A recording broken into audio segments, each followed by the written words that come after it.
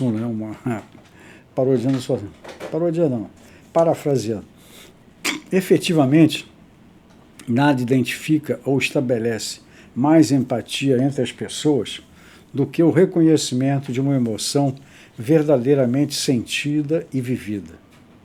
Ademais, as narrativas habitam essa dimensão onde tudo é permitido, o mundo descompromissado e livre da criação, onde o discurso se articula com a gramática do inconsciente, recorre a metáforas dos sonhos,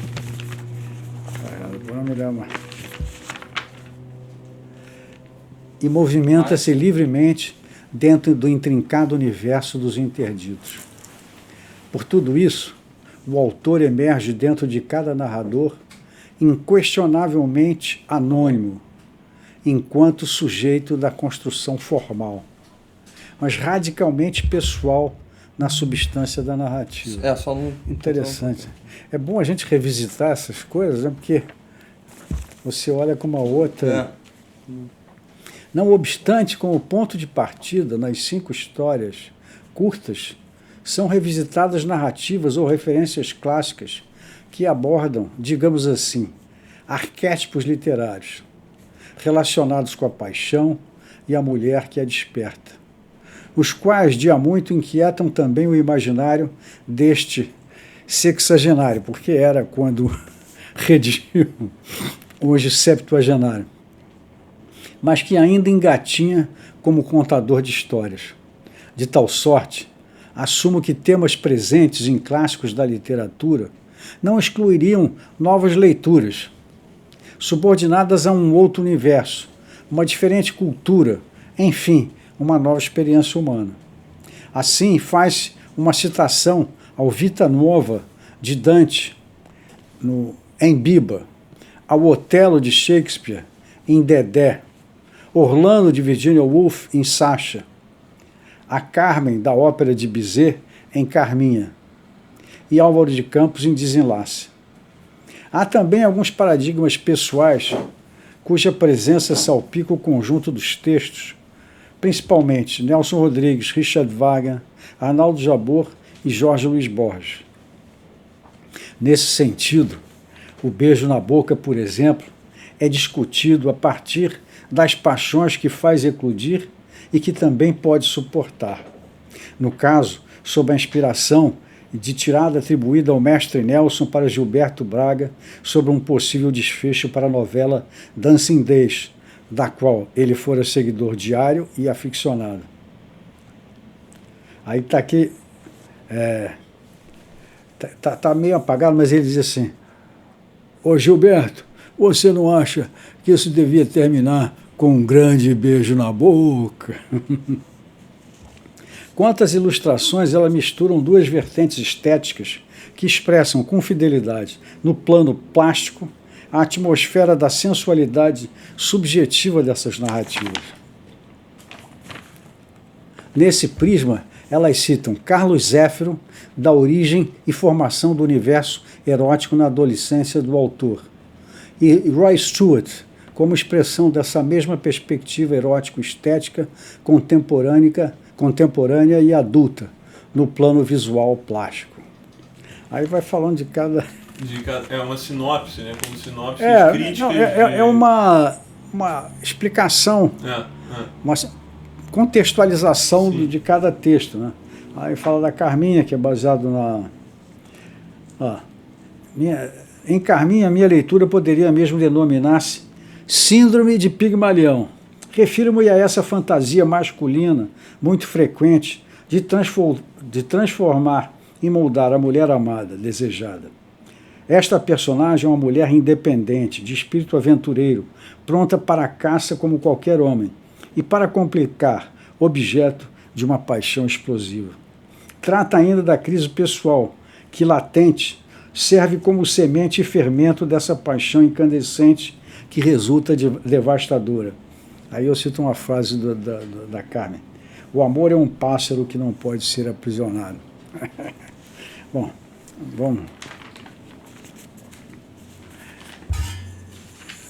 Você mandou isso em 2012.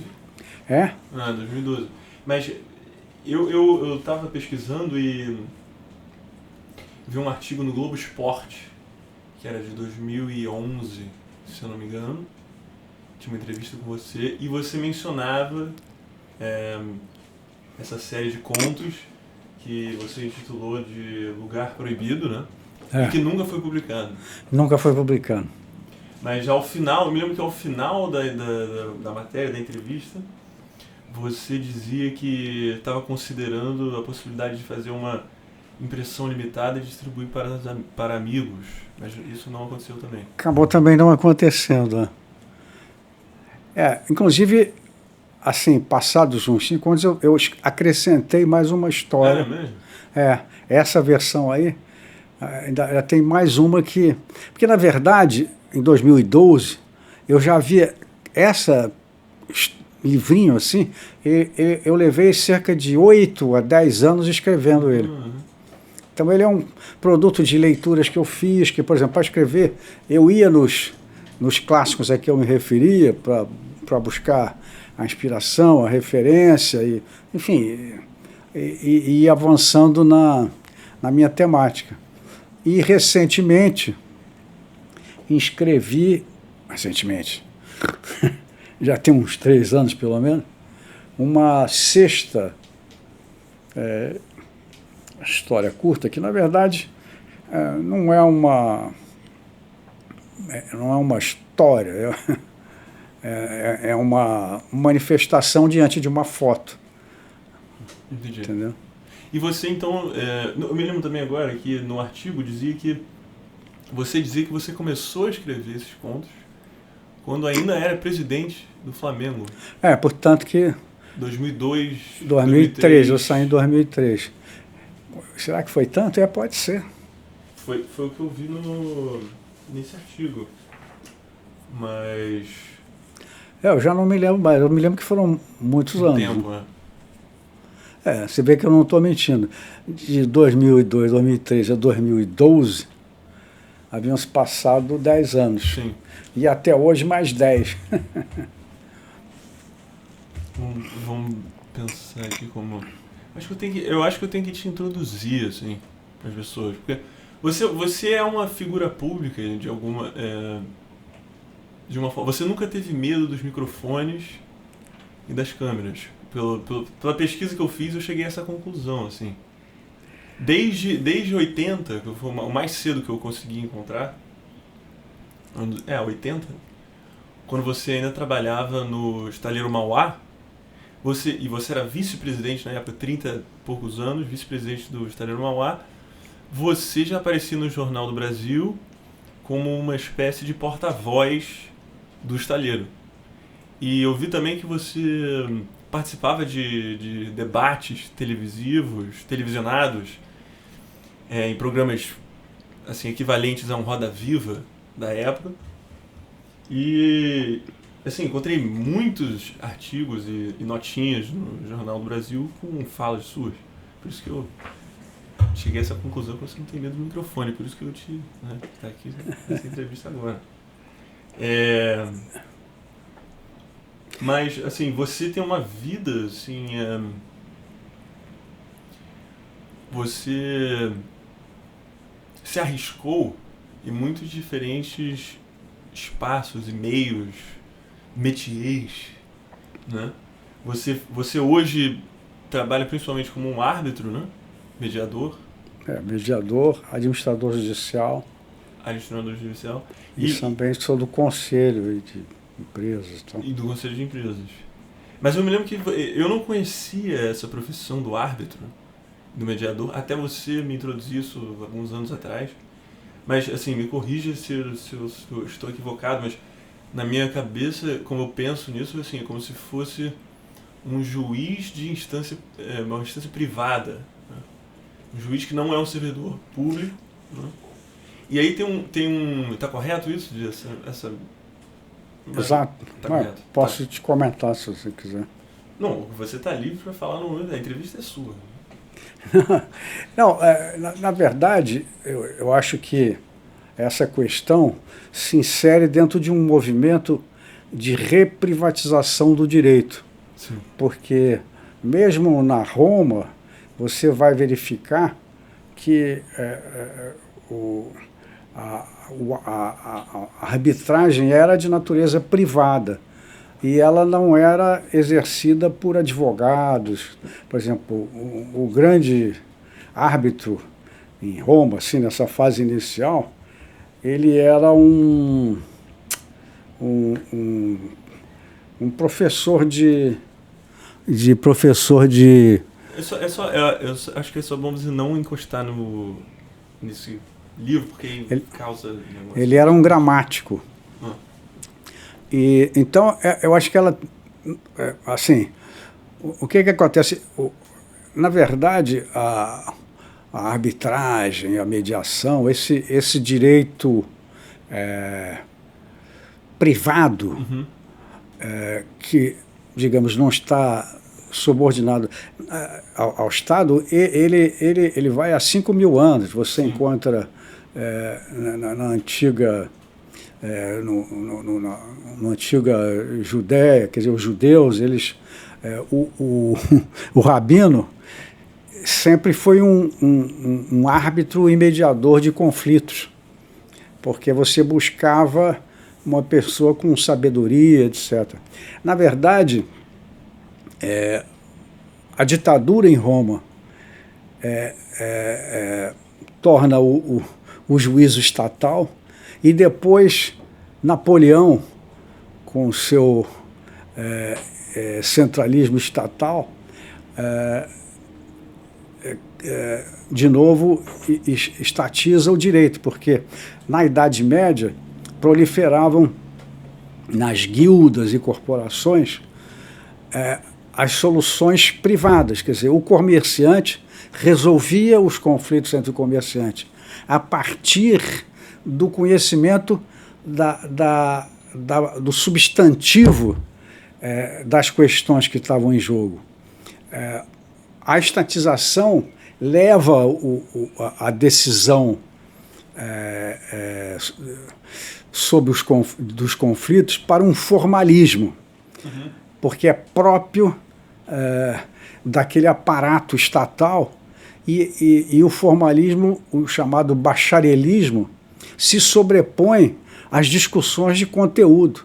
Você, hoje, dificilmente nas instâncias, tal, isso hoje está se modificando, mesmo na esfera pública, e isso tem muitas facetas, porque, por exemplo, você hoje está criando a justiça empresarial, com juízes especializados, as câmaras empresariais, as câmaras de família. Então, há uma tendência para que esses juízes comecem a dominar a substância material daquilo que está sendo objeto do litígio.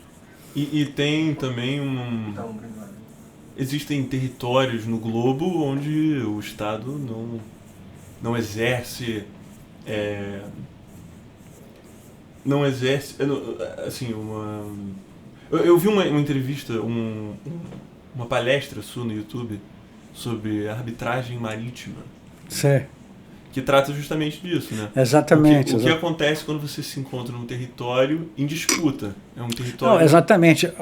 O direito marítimo, ele foi um espaço natural, e ao lado dele a globalização romperam aquele limite estatal, quer dizer, da jurisdição estatal, para responder aos conflitos, na medida em que os conflitos passaram a se dar majoritariamente entre, por exemplo, uma empresa chinesa com sede em Singapura, com negócios nos Estados Unidos, em conflito com uma empresa brasileira com sede na França, ou vice-versa. Então,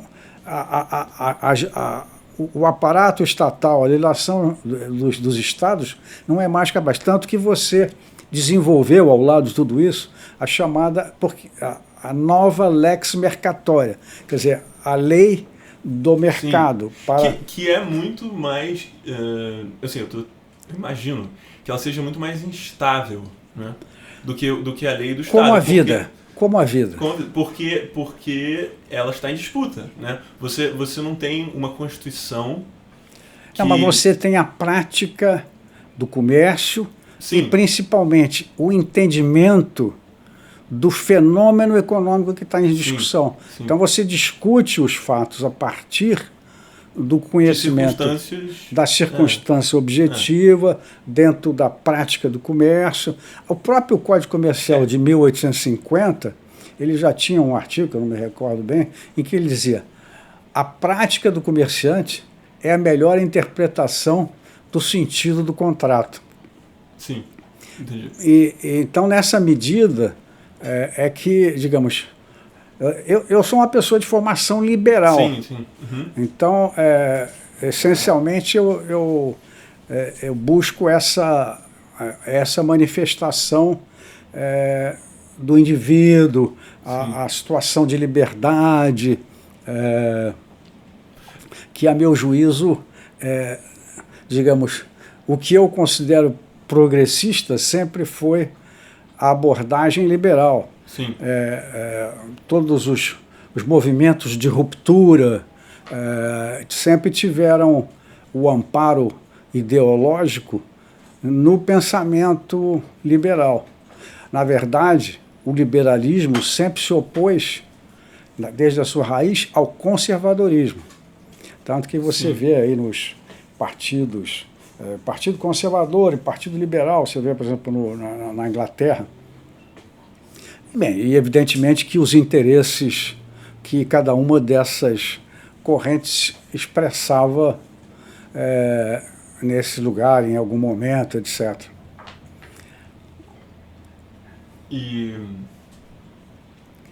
Porque eu tentei criar um roteiro, né, para a entrevista, mas aí não dá, merda. Mas, assim, o que eu... Encontrei a conexão. Eu encontrei a conexão. A gente está falando sobre arbitragem marítima. E é não é por acaso que você sabe falar sobre arbitragem marítima, porque você trabalhou por muito tempo na indústria naval. E na Marinha Mercante também. E você começou a sua vida pública, até onde eu sei, começou no início dos anos 80, quando você trabalhava no estaleiro Mauá. E nos jornais que eu pesquisei, você aparecia basicamente em duas situações. Uma situação era como uma espécie de porta-voz do estaleiro Mauá e do debate público sobre as mais diversas questões, desde a matriz energética, assuntos cabeludos, matriz energética, dívida pública, coisas assim. Mas você também aparecia na coluna social dos jornais, né? Você participava de jantares glamourosos, encontrava figuras como Frank Sinatra. Como é que foi esse negócio? Como é que foi o encontro com o Frank Sinatra? Nós éramos muito amigos da Odile Marinho, que tinha sido Odile Rubirosa, né? Ela tinha sido casada com o Porfírio Rubirosa, que era um grande playboy internacional e amigo do Sinatra. E quando o Sinatra veio ao Brasil, a Odile morava aqui, casada com um brasileiro, e muitos meus amigos, os dois. Então, ela nos apresentou ao Sinatra, nós fomos àquele show. Ele fez um show mais, assim, tipo boate ali no Hotel Rio Palace, que hoje é o hotel... ali no Posto 6, como era? Fairmont. Hoje é o Fairmont, era o Hotel Rio Palace. E ele fez um show lá, tipo um Golden Room do Copa e tal. E fez o show do Maracanã. E nesse show lá nós conhecemos ele, depois fomos ao camarim, ela nos levou, e ele gostava muito dela, assim, ela era uma pessoa queridíssima. Isso seria... Além de linda, né? Isso seria pelo início dos anos 80? Rapaz... mais ou menos, deve 82, 84, algo assim. Final dos 70... 80, 81, não me lembro de cabeça. A partir dessa época, você também começa a aparecer no jornal por uma terceira razão, que é como produtor de cinema. E você produziu... pelo que eu vi, você nessa época estava produzindo basicamente em duas direções. Você produzia documentários políticos, tem documentários sobre figuras políticas importantes. Em 80, o documentário sobre JK, Juscelino Kubitschek. 84, Django, ambos dirigidos por Silvio Tendler. E também li que você começou a produção de um documentário, Os Anos Figueiredo, sobre esse presidente transicional, né, João Figueiredo. Isso que eu li no Jornal do Brasil. Tinha isso, mas eu não encontrei mais, não encontrei muito além disso. Parecia um engatinhar da produção, foi o que eu entendi. Não, essa produção não andou, não. Para dizer a verdade, até não me recordo bem dela. O projeto que eu tinha, que acabei não fazendo, eu queria ter feito o Carlos Lacerda. Entendi. Entendeu? E ao mesmo... Porque que seriam os 3 personagens da Frente Ampla. Sim. A Frente Ampla, até para contextualizar, ele foi um movimento... Na verdade, a Frente Ampla tinha 4 personagens. Carlos Lacerda, que era o grande líder civil da UDN, Juscelino Kubitschek, do PSD, ex-presidente da República, que era um político de centro, e o Django, que ficou com a tradição do trabalhismo, etc. Tal. Mas tinha também o Partido Comunista. Sim.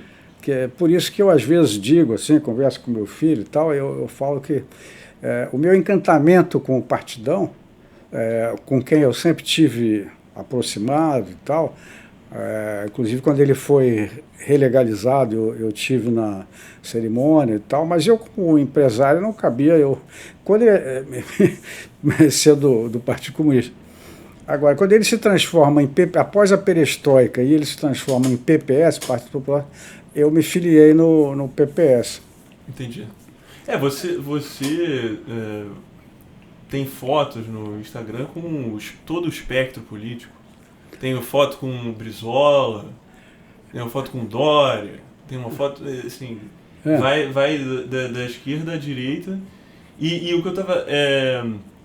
E em paralelo a esses documentários que você produziu, de documentários históricos, político-históricos, você produziu alguns longa-metragens também, de diretores hoje conhecidos como grandes diretores. Neville de Almeida, Cacá Diegues. Foi Chica da Silva, né? Na verdade... Foi o primeiro longa-metragem de ficção que você produziu? Na verdade, Chica. Eu não participei da produção, mas eu entrei no finalzinho do acabamento e colaborei com esse finalzinho de produção do filme. Eu não participei da origem. E o filme foi um sucesso retumbante, aquilo me entusiasmou e eu comecei a avançar nesse caminho. Eu fiz depois Chuvas de Verão com o Cacá, era uma produção nossa. Naquele tempo tinha a Embrafilme, que financiava a produção e tal. Eu fiz... Rio Babilônia, 82, Neville. Antes eu acho que o primeiro foi Sete Gatinhos. Teve Sete Gatinhos. Fizemos os Sete Gatinhos, que era Nelson, né? Baseado no Nelson Rodrigues. Uma experiência incrível fazer esse trabalho dele. O filme assim, que eu mais me lembro é o Rio Babilônia. O Rio Babilônia foi o segundo filme que eu fiz com o Neville. Mas eu ainda participei com o Neville daquele filme que também foi, assim, participei no finalzinho, já em final de produção, eu não participei na origem, mas entrei que foi baseado naquela peça, espera aí, como era o nome? Oh, meu Deus, estou lembrando agora. Mas foi um dos últimos filmes que ele fez. E... Foi ao cinema? Hã? Foi ao cinema? Não. Esse foi esse talvez foi o primeiro filme que ele fez. Foi o... Peraí. Bom, depois eu me lembro. Mas no Rio Babilônia, assim, mas fiz também com o Jabor. Com o Jabor também. Eu sei que foi o Te Amar, nós fomos premiados em Cannes. A Fernandinha Torres ganhou o prêmio de melhor atriz naquele ano. foi uma experiência incrível. Essa situação lá foi naquele ano que foi o lançamento também do Pirata, do Polanski. Eu me lembro que ele foi conosco assistir a sessão de gala do Eu Sei Que Vou Te Amar. A gente foi jantar. Isso já é anos 90? Final de 2000, início Eu não de 2000? me lembro exatamente. Ah, o de 86. 86, a produção Eu Sei Que Vou Te Amar ainda é 80? Pô. é anos 80. Então, eu fiquei focado no Rio Babilônia, porque é um filme que, assim, quando eu assisti... É impactante. É um filme ímpar, me parece, assim, de alguma maneira, porque ele consegue conjugar um olhar crítico, assim, de alguma maneira, tem algo de uma raiva, assim, no jeito que ele trata os seus personagens, porém tem também uma ingenuidade e uma leveza, assim. O filme começa com um thriller político, né, de certa forma, porque o protagonista é um marciano que arranja um bico e substitui um amigo que trabalha numa agência de relações públicas, recebe o Liberato, né, Liberato, eu tinha esquecido. magnata grileiro, que mora fora do país, mas é brasileiro, e que tenta assassinar a personagem da Cristiane Torlone, né, que é uma jornalista que está investigando esse tráfico de ouro e grilagem e tal. E eles se apaixonam brevemente, Marciano e a personagem da Cristiane Torlone, mas ela viaja, vai continuar essa investigação, é assassinada finalmente, mas o Marciano ele praticamente não reage, assim, à morte, e o filme, essa trama thriller clássica que aparenta, no início parece que vai ser o fundamento do filme, é jogado no lixo, assim, e o filme começa a seguir o Marciano por nesse delírio pela Babilônia, que é o Rio de Janeiro. E eu fiquei curioso, porque o termo produtor é um termo vago e até opaco para mim, assim. Em música pode significar muitas coisas, produtor. Em cinema também, assim, como foi o processo? Na verdade, assim, vou falar um pouquinho sobre o filme. Primeiro, vou falar um pouquinho do Neville. Tá. O Neville, para mim, foi verdadeiramente, assim, o cineasta maldito, vamos dizer, no sentido que essa palavra ao mesmo tempo era usada para alguns intelectuais. Mas o doido é que o Dama do Lotação, do Neville, de 1978, com a Sônia Braga, foi o maior recordista de bilheteria do Brasil até o Tropa de Elite. Exatamente. De 78 até 2000 e sei lá quando foi o Tropa de Elite, 2011, sei lá, o primeiro Tropa de Elite, algo assim. E aí depois o segundo Tropa de Elite tomou o segundo lugar. Ele ficou, hoje em dia ele é o terceiro, mas assim, foi um blockbuster, o filme, mas o Neville hoje é visto como um diretor maldito, assim. Não, ele já era, na época, visto como porque maldito naquele sentido em que você categoriza, assim, alguns intelectuais sim. Que rompem com o sistema, inclusive no plano da linguagem. Você repara que, quer dizer, a linguagem, a estética do Neville é uma estética própria, sim. Ela faz questão de ter borrões que fazem parte, e há também uma coisa assim naturalista na forma de representação, em algumas cenas, enfim, além da ousadia, aquela cena de sexo explícito. Questão pornográfica. E tal, ele vai transitando por tudo isso. Sim. De uma forma... Mas com uma graça, assim fora do especial. Eu, por exemplo, sou encantado com o cinema do Neville. Bem, mas eu ia falar uma outra coisa, que eu disse, ia começar pelo Neville, que você tinha me feito uma pergunta, que eu ia falar sobre o quê? Eu perguntei sobre a produção do filme. Ah, sim. Então, aí, voltando... Quer dizer, eu diria que, assim como você tem numa relação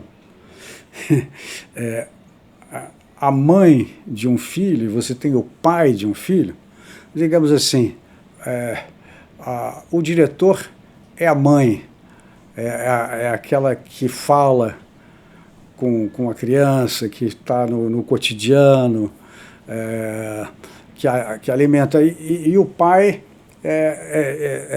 tem esse papel de orientador, assim. Então eu acho que é um pouco... Mas também mais infraestrutural, né? Como se fosse mais infraestrutural. Mas aqui no Brasil, devido um pouco à pobreza da produção, você não teve aqui, por exemplo, como nos Estados Unidos, os grandes estúdios, aquelas grandes produtoras. Você tem um ou outro caso, assim, como a LC Barreto, um ou outro grande produtor que conseguiu se desenvolver. Mas, na verdade, esse cinema, vamos dizer assim, que nasceu praticamente, vamos dizer assim, órfão de pai. Quer dizer, então você teve a intervenção do Estado, com a Embrafilme, que vieram a substituir a ausência, porque o Brasil tem essa crise da falta de capital. As pessoas não se dão conta. E o produtor não é necessariamente aquele que aporta recursos, mas é aquele que é capaz de ter uma ação catalítica, de fazer, integrar essas diversas energias. Ele é capaz de pegar um diretor talentoso, um elenco especial, ou até articular capacidade de financiamento, para que para tornar esse projeto possível. O diretor está mais voltado para a criação do filme enquanto tal. Eu acho que o diretor... Eu, aliás, acho muito interessante, eu vi recentemente, um filme sobre o making-of do Poderoso Chefão. É muito interessante porque... Eu não assisti ainda, mas eu... Não, vale a pena... Olha, imperdível. Uma pessoa com essas preocupações que você tem que ver. É fundamental, porque aí você entende... o que é o papel do produtor. Então, na verdade, o personagem central desse documentário é o produtor. E ele é realmente produtor. Ele trabalha para Metro, ele não é a Metro, ele trabalha para Paramount. Ele é o produtor do filme, ele é o cara que faz, mas ao mesmo tempo ele identifica o melhor diretor, ele identifica o roteiro que vale a pena seguir, ele identifica quem vai fazer esse roteiro, os atores. É muito interessante que ele cismou de botar o Al Pacino, que nessa época era um garoto. Então você vê toda a reação, o pessoal não queria, veja bem, não queriam o Al Pacino, não queriam o De Niro. Não, o grande... Marlon Brando. O Marlon Brando, não queria o Marlon Brando, porque era temperamental e coisa. Aí você vê, depois é interessante, não vou contar o filme, para você ver por que o Marlon Brando aceita, que no fundo ele queria sacanear o Sinatra, que era contra o filme. Então, é muito interessante, é sensacional. Mas então, quer dizer, o produtor, ele tem esse papel, ele está ali ao lado da criação artística, fazendo um link entre a criação artística e a possibilidade dessa criação artística vir ao mundo, Sim. ser parida, entendeu? Então, o produtor é tudo isso. Eu não considero que eu tenha sido tudo isso, mas teve épocas que nós tínhamos uma produtora, tinha a Scarlett Moon Chevalier, ela era a diretora-geral da Terra Filmes. Posteriormente, foi o Luiz Fernando Goulart. Então, eles faziam, às vezes, dessa produção, do produtor institucionalmente, porque na época, como você sabe, eu era dirigente de um grupo empresarial muito grande, etc. Tal. Não podia estar pessoalmente nessa. Agora, por exemplo, você falou aqui dos documentários. Os Anos JK era um projeto meu. Eu chamei o Silvio para fazer o projeto. Entendi. Eu escolhi o Silvio, vem cá, eu quero fazer esse filme, queria que você fizesse esse filme comigo. Aí, quando ele foi fazer o Django, ele contactou a Denise Goulart e a mim. Ele me chamou para entrar na produção com ele. E falando de política, a gente tratou aqui dos documentários políticos, você mesmo se arriscou na política nos anos 80, não é? Aliás, você falou que eu entrei na política. Não é verdade. Eu fiz política desde o tempo de estudante. Entendeu? Eu fui secretário-geral do Diretório de Direito do CAEL e, posteriormente, fui vice-presidente da SE da PUC. E nós fomos cassados naquele ano. Nosso diretório não terminou o mandato. A universidade foi invadida, eles fecharam todos os diretórios e depois, no ano seguinte, elegeram outros diretórios e nós fomos cassados. Mas em 86 você concorreu para o Senado. Em 86, mas já estou dizendo, mas a raiz... Sim, a raiz está na faculdade. Inclusive, por exemplo, eu fui candidato em 86 ao Senado. Nesse ano era candidato a governador o Wellington Moreira Franco, que tinha sido colega nosso de faculdade, tinha sido o meu candidato a presidente do DCE da PUC. Nós fizemos um acordo lá, que fizemos uma chapa única, e ele para presidente. Depois houve um racha, a direita lançou uma chapa, a esquerda lançou outra, e aí era o Francisco Santiago da Esquental, presidente, que era da Física, e me chamou para vice-presidente pela Faculdade de Direito. O Antônio Paulo, meu irmão, foi presidente do CARP nessa mesma eleição, que era o Diretório de Sociologia, que era, vamos dizer, o diretório mais à esquerda na faculdade naquela época. Sim. Em 86, segundo o Jornal do Brasil, você recebeu mais de 1 milhão de votos. Não, eu tive 1.350.000 votos, que foram 400.000 votos a mais do que o Afonso Arinos, que foi eleito com 950.000 votos. Aqui naquela época, você tinha no Senado também sublegenda, que era um pouco como... Ele não era uma chapa, uma eleição puramente majoritária. Ela tinha uma característica, não tinha... Por exemplo, hoje você indica, o senador é fulano e o suplente é um suplente. Lá não, quando você fazia essa chapa de 3 pessoas, o suplente era o segundo mais votado dentro do partido. Então a chapa foi Afonso Arinos e Décio de Freitas, que era da Baixada, e o outro que era de lá do norte do estado. Então eles juntos tiveram uma votação suficiente para... Era uma candidatura pelo PL? Pelo PL, que era um partido novo que estava começando naquela época, Partido Liberal. E foi quando... quando apareceu esse grande apelido de Super Elinho? Isso já estava sendo usado nessa época dessa Não, campanha? o Super Elinho foi criado... Eu fui a primeira pessoa que fez marketing político. Porque você tinha aqueles políticos tradicionais e tinham essas pessoas que são celebridades em alguma atividade, um jogador de futebol, um cantor, sei lá, como o Agnaldo Timóteo, depois o Romário, que pelo seu nome ficou uma celebridade pela sua atividade. Bom, e eu tinha o desafio de ser um anônimo no universo político e me fazer conhecido. Eu estava muito impregnado naquela época, eu até estava explicando isso, sobre o sucesso do ET, porque o maior box office até aquele momento era... Você falou ontem.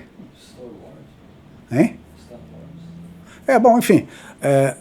Aí o que aconteceu? Ele estourou a bilheteria porque o que aconteceu? As crianças levavam os pais ao cinema. Uhum. Então eu pensei de estabelecer uma linguagem dessa natureza que fizesse das crianças meus porta-vozes aos seus pais eleitores, entendeu?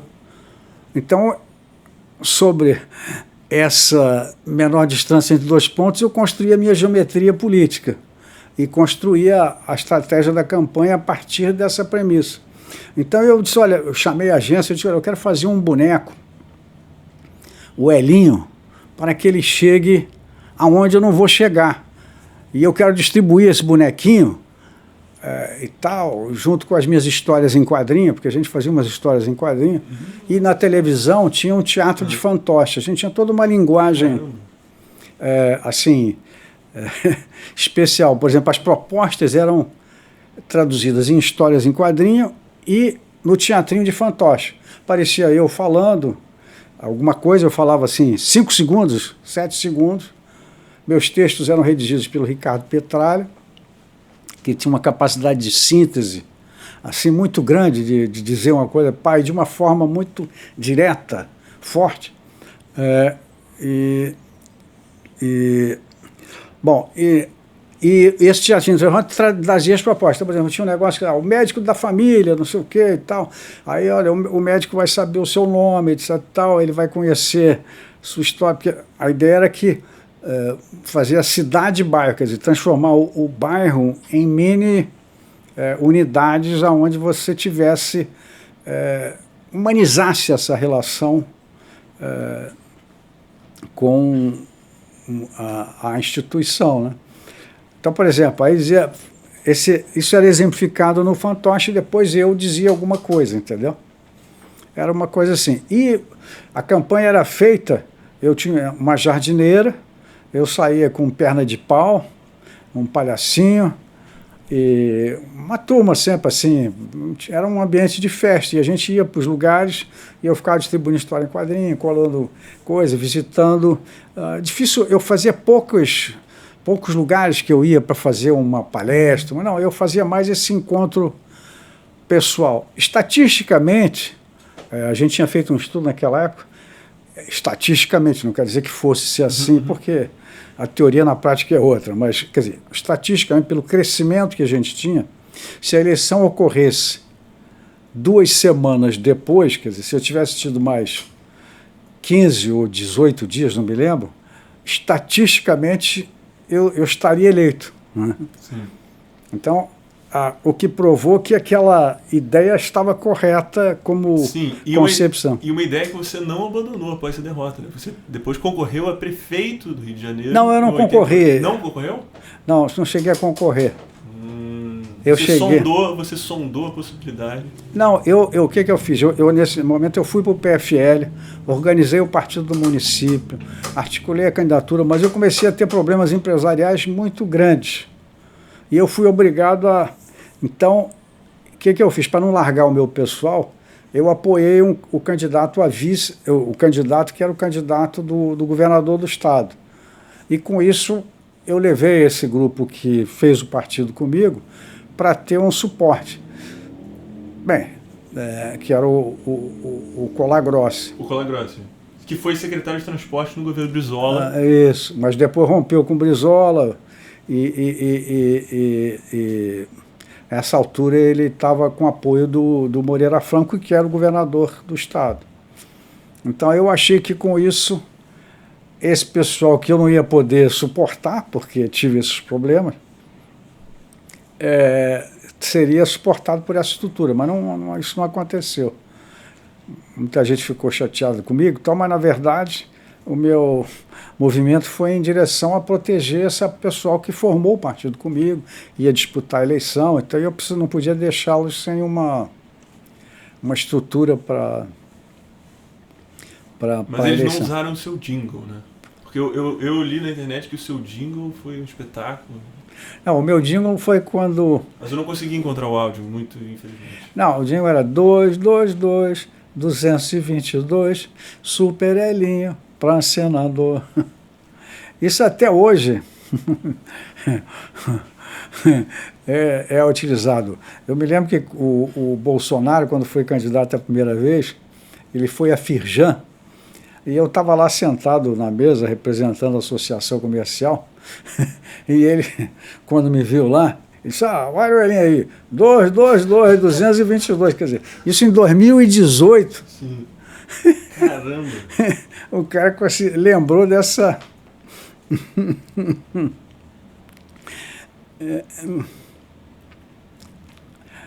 Você está bem de tempo de entrevista? Quer tomar um break, um pequeno break? Não, eu queria que estivesse mais frio, porque está insuportável esse calor, né?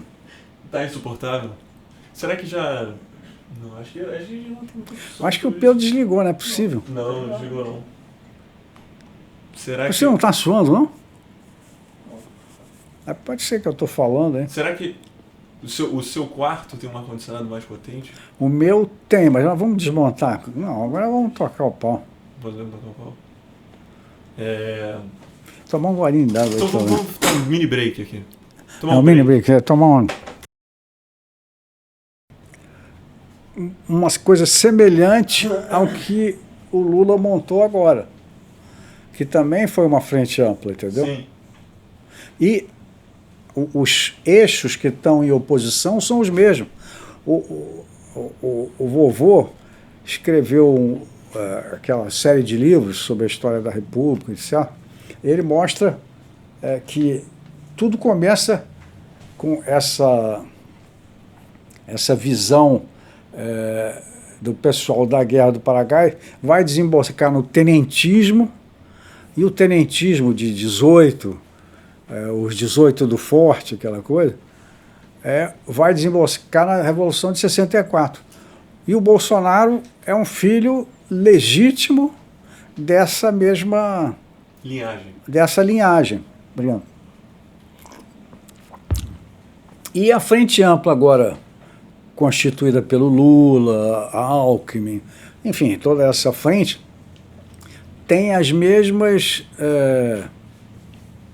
raízes dessa Frente Ampla que nós andamos vendo ali o ano 68, né? Sim. 1968, que as lideranças, uma das táticas que eles adotaram, o tripé foi, eles caçaram o Lacerda, caçaram o Juscelino, caçaram o Jango. O único que continuou vivo foi o Magalhães Pinto, lá de Minas. Ele era um grande banqueiro, então eu acho que foi respeitar o Banco Nacional. E você conhece o Lacerda desde...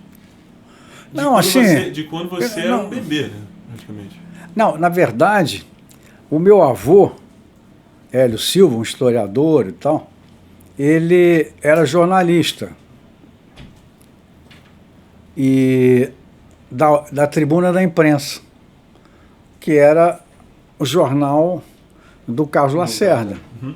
Quer dizer, nessa época eu não me lembro, acho que não pertencia a ele, mas ele era o grande jornalista da Tribuna. Isso a gente está falando de... 1954. Não, mas o seu avô começa a trabalhar para ele em 1954? Não sei em que ano ele começa a trabalhar na Tribuna. Mas estou me referindo em 1954. Oposição a Getúlio.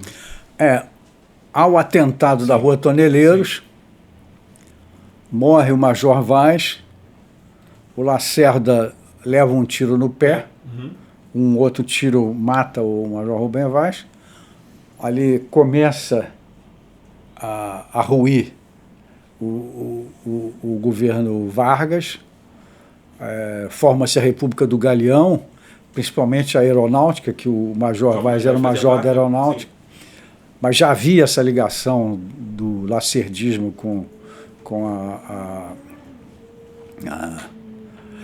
aliás, o Lacerda é um dos líderes do movimento de 64.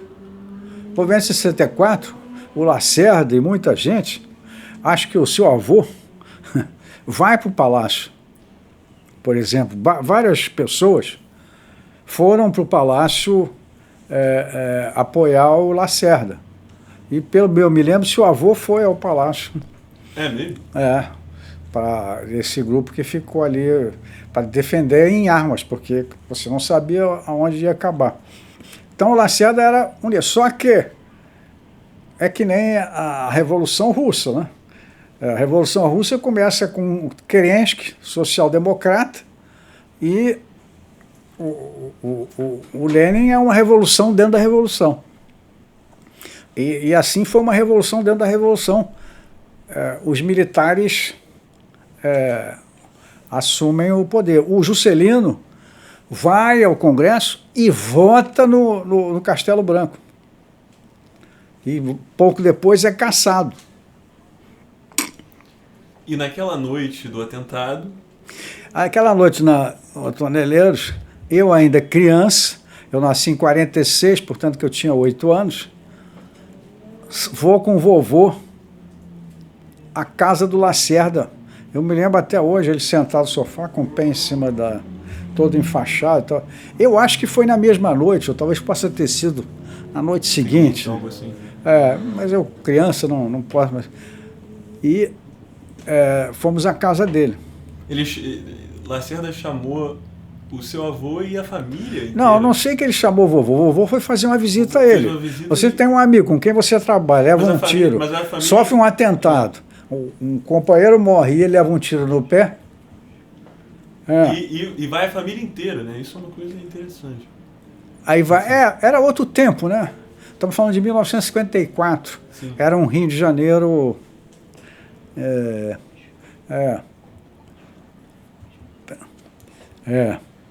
Era outro Rio de Janeiro, né? Aqui o meu assistente está me lembrando aqui sobre. Mas isso foi no momento da Frente Ampla. Já em 64. Aí já em 68, assim, Lacerda cassado, Juscelino cassado, Jango cassado, o ato institucional número 1 ou 2, que era de 67. Não me lembro se eu já estava, acho que não estava cassado ainda na faculdade, acho que ainda era secretário-geral do CAEL, ainda não tinha sido eleito para o DCE. Mas você trabalhava... Você fazia algum tipo de assistência ao partido do Lacerda nessa época já? Não? Não tinha. Como você se envolveu nessa questão do... Na verdade, a gente tinha, nós éramos estudantes. Sim. O Lacerda foi assim o maior orador que eu conheci. Todos falam, né? Era uma coisa assim, um cara brilhante. Ele ia para a televisão, por exemplo, ele governador do estado, ele bloqueava lá um canal de televisão, ele passava mostrando o que o governo tinha feito, ele passava 10 horas fazendo um programa, não me lembro, mas eu tenho a sensação que eram 10 horas, uma coisa assim de horas. E aquilo te prendia. Então ele ia fazer uma palestra, um discurso em algum lugar. O Corvo, né? Mas a gente ia para assistir, entendeu?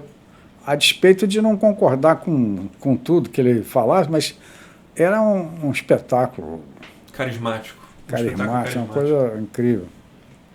E realmente ele era muito inteligente, foi um grande administrador, revolucionou o Rio de Janeiro. Só que disse que foram duas coisas, né? A cassação deles e depois a fusão do Rio de Janeiro. A fusão do Rio de Janeiro foi concebida pelo general Golbery, que foi um movimento geopolítico para... O que é a fusão do Rio de Janeiro? Porque o Rio de Janeiro era o Distrito Federal. Sim. Quando ele deixa de ser Distrito Federal, ele se converte em Estado da Guanabara. Sim. Vocês chamam isso Que da pega fusão, o Grande Rio, a Baixada, etc. Tal. Entendi. Sim. E o Lacerda é eleito governador do Estado. Fusão no sentido dos municípios integram o Estado da Guanabara. Entendi. Após o Lacerda, ganha o Negrão de Lima, que era PSD. O PSD, com aliança com o PTB. E depois Chagas Freitas, sempre depois PMDB. Então, durante a Revolução, todos os estados eram governados pela Arena, que era o partido. E o Rio de Janeiro era o único que era MDB. Aí ele faz esse movimento de fusão, junta com o Estado do Rio, e para acabar com essa foco de oposição, entendeu? Só que ele faz isso, não dá recurso suficiente, e depois você juntou o Estado mais cosmopolita, mais urbano, mais internacional, com o Estado que era, assim, a aristocracia rural mais tradicional, mais conservador, entendeu? Que era o antigo Estado do Rio. Uma combinação que não combinava. Então isso, eu costumo dizer que hoje que o Rio de Janeiro é um estado que ainda está no divã. Quer dizer, ainda está querendo achar um divã de um psicanalista para descobrir qual é a sua identidade. Porque você juntou assim... Ele sofreu esse trauma, né, de deixar de ser o centro do país, né? Também tem, ainda por cima tem esse trauma. Você vê que o carioca, ele continua, ele fala das questões nacionais e não fala das questões locais, das questões regionais. Ele tem essa coisa, que já foi corte, tinha sido corte, sim. E depois capital da República. Eu tenho a impressão que o Rio de Janeiro talvez seja, se não a última, uma das últimas cidades realmente aristocráticas do Brasil, em espírito. Um espírito aristocrático, provinciano aristocrático. Mas você teve um papel no encontro que levou à Frente Ampla, né? Não, exatamente. Nós tínhamos um amigo, Luiz Pedro, que tinha trabalhado com o Juscelino, e a gente na universidade estava preocupado de criar uma alternativa política àquele status quo.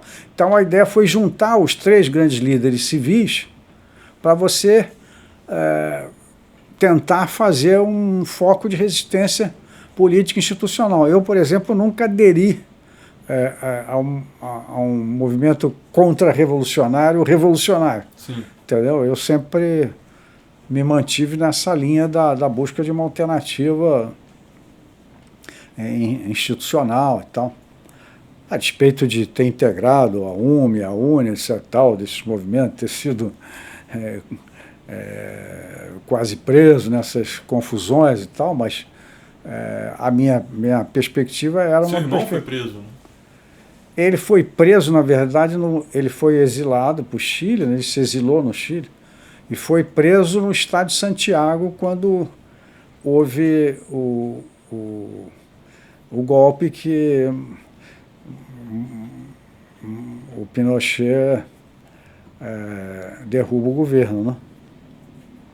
Então ele foi preso no estado de Santiago, ele não foi preso. Aí voltou aqui, ficou preso aqui, e depois de um tempo foi solto e foi para casa. Mas ele era um subversivo nos olhos do Estado brasileiro também. Na época ele integrava uma dessas essas organizações. Aí. Mas eu me lembro que você uma vez me contou que o seu carro foi o meio de transporte utilizado. Na Frente Ampla eu fiquei no telefone fazendo articulação com o pessoal e o Antônio Paulo foi no meu Fusquinha, pegou o Lacerda em casa e levou ele até a Vila Soto, ali no prédio onde mora hoje o Caetano Veloso. O Juscelino morava ali. E leva o Lacerda para se encontrar com o Juscelino. E tem o primeiro encontro que desemboca nessa coisa que nós vemos as fotos mais cedo aí, os três juntos e tal. E a Folha Tantas também, o Partido Comunista, que tinha essa perspectiva, ele apoia, endossa esse movimento, porque ele entendia que era a forma política de fazer uma posição viável e tal. Tentar construir uma alternativa que não funcionou, porque eles ficaram até 80 e tanto, né? Sim. E um flash forward agora, depois dessa década muito, como posso dizer, essa década elétrica dos anos 80, que parece ter sido elétrica para você, nos anos 2000 você retorna ao olhar público, né, como presidente do maior clube de futebol do Brasil, o Clube de Regatas do Flamengo. Como foi isso? Como isso aconteceu? Você aconteceu foi flamenguista doente desde pequeno? A família era toda flamenguista? Não, eu nasci numa família de tricolores. Eu sou tricolor por isso, então. Você é, porque a família é de tricolores.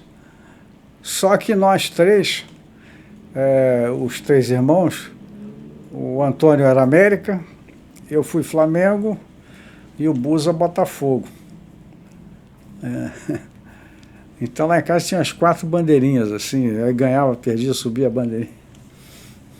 Porque... E você começou a se envolver com o Flamengo? O papai e a mamãe nadaram Fluminense, todo mundo tricolor lá. Mas aí aconteceu o seguinte, em 97 nós vendemos, acho que foi 97, o grupo empresarial, e nessa época começou um movimento pela perspectiva empresarial do futebol. Na medida em que evolui a globalização, o esporte se torna, e a evolução das comunicações, o esporte se converte num dos maiores, no grande insumo da mídia. E vem a ser hoje um dos maiores negócios do mundo, né? O esporte. Segundo Pasolini, né, o futebol é o último ritual sagrado do Ocidente. Maravilhoso. E aí eu até escrevi um artigo na Gazeta Mercantil, na extinta Gazeta Mercantil, acho que em 98, que é a hora e a vez do Clube Empresa, em 1998. Aí, no Flamengo, cria um movimento de renovação chamado FAM, Flamengo até morrer. Então, um grupo de rubro-negros, naquela época, mais jovens e tal, se organiza para formar um movimento que traga uma proposta renovadora para o Flamengo. Eu até acabei secretário-geral.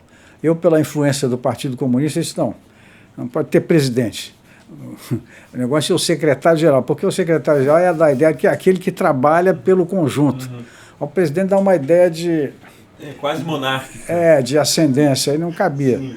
Então eu criei esse, aqui vai ser secretário-geral, eu vou ser o secretário-geral. Eu fui, então, secretário escolhido como secretário-geral do movimento.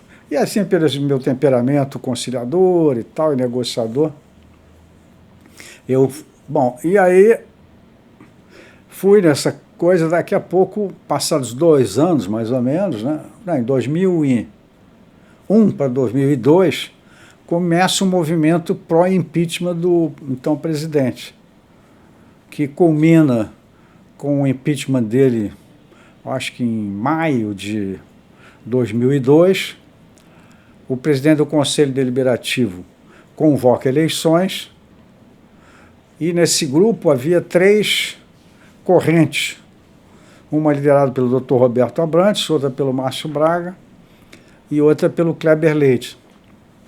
E fica aquele impasse de quem é o candidato, porque cada um queria um do seu grupo, o grupo do Márcio queria o Márcio, o outro queria o Radamés e tal. E eu era do grupo do Márcio. Aí um dia me liga o Kleber Leite, disse, Elinho, tal, falar com você, não sei o quê. Seguinte, você tem que ser o candidato. Eu digo, pô, mas estou cheio de coisa aqui. Não, só você que vai ter que ser o candidato. Eu digo, vou pensar aí. Aí ele me ligou no fim do dia. E aí eu disse, olha, o Kleber, eu estive pensando o seguinte, se o Márcio me telefonar e disser, me pedir para ser candidato, eu aceito.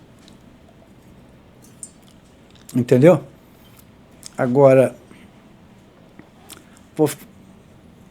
senão eu não vou. Uhum. Aí passou, sei lá, 1 hora, 2, ele me telefonou.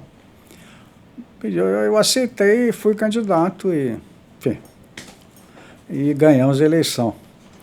Eram 3 candidatos e nós tivemos maioria absoluta, ganhamos, se tivesse 2 turnos, teria ganho no primeiro turno, com 50 e poucos % do...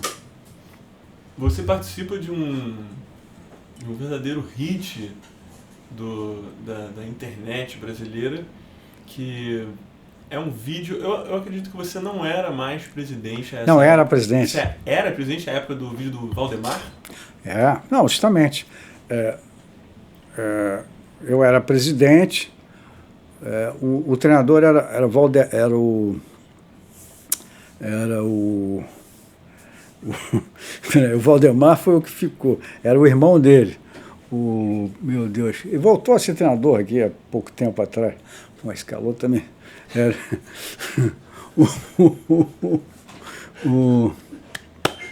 peraí, dá um tempo aí. Como era?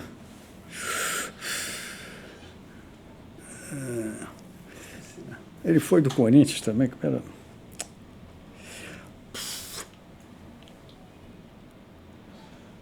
Assistente? Google assistente. Peraí, agora... Não, era o técnico do Flamengo antes do Valdemar. Era o irmão dele. Irmão do técnico Valdemar. Flamengo. Oliveira.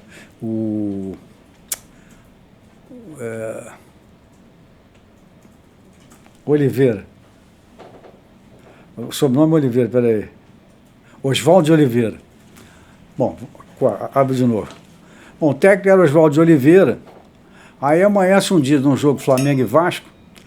Todo jogo eu ia de manhã para concentração, ficava lá conversando e tal, almoçava, assistia a preleção do treinador antes do almoço, o pessoal subia para descansar, voltava para almoçar, almoçava com o elenco, depois a gente saía junto para o estádio, no ônibus, aí eu ia para o vestiário, participava lá da última da preleção no vestiário, fazíamos aquela corrente e tal, aí eu subia para assistir o jogo lá em cima, e nesse dia eu não fui a concentrar, eu li a situação no jornal, fiquei perplexo, Oswaldo Oliveira vai se demitir do Flamengo hoje depois do jogo, e ele falando e não sei o quê. Eu digo, eu não vou lá, não fui no ônibus, não fui no vestiário. Cheguei, fui direto no Maracanã, fui para a cabine de rádio. Eu me lembro que o presidente Antônio Augusto me ligou, o ex-presidente. Hélio, se eu fosse você, mandava esse cara embora. E eu mesmo descia lá, ia dirigir o time eu mesmo. Então, não, peraí, não. Bem assim não vai dar. Era tal, aí foi pro jogo. Termina o jogo, Flamengo 2-1. Eu também não desci, não fui pro vestiário. Peguei meu carrinho, eu e o Mano, e fomos voltando para casa. E eu tinha um porta-voz.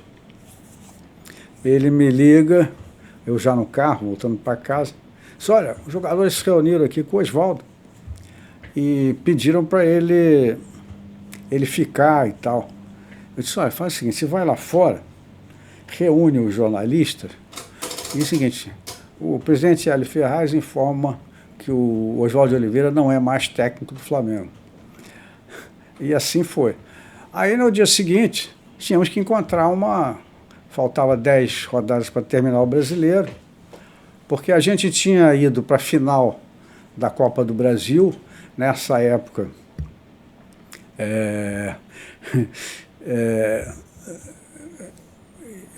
para a Copa do Brasil. Logo depois entra o Valdemar e estava dirigindo no Brasileiro. A gente não estava indo muito bem, por isso que ele estava com essa coisa que ia sair, etc. Bom, faltavam 10 rodadas para terminar o campeonato. Aí havia uma ideia de contratar o Geninho, que é um bom treinador lá e tal. Mas aí, uma vez cada 15 dias, eu almoçava com o Júlio César, o goleiro, que era o porta-voz do elenco comigo. Ele era capitão na época? Não, mas ele, o Angione e o Eduardo, que era o vice-presidente, organizavam. Eu ia para a plataforma, almoçava com o Júlio César e ele trazia as reivindicações do elenco e tal. Depois eu me reunia com eles e a gente via o que poderia atender, enfim. E aquilo também orientava a gente tecnicamente. Aí, nesse momento, o Júlio César procura a gente e dá a sugestão de manter o Valdemar. Quer dizer, de manter não, de botar o Valdemar, que era auxiliar do Oswaldo. Isso batia com uma coisa que me satisfazia, que é a ideia de continuidade do trabalho. Eu, infelizmente, não pude continuar com ele porque houve essa situação. E, então, era uma maneira de continuar o trabalho e também era uma solução economicamente mais adequada, que buscar no mercado um cara, enfim. Ali era a questão de você aumentar um pouco o salário dele e tal, e o assunto estava resolvido. Bem, aí nós resolvemos, aí o Eduardo, que era o vice-presidente, foi comunicar e eu ao lado do Eduardo.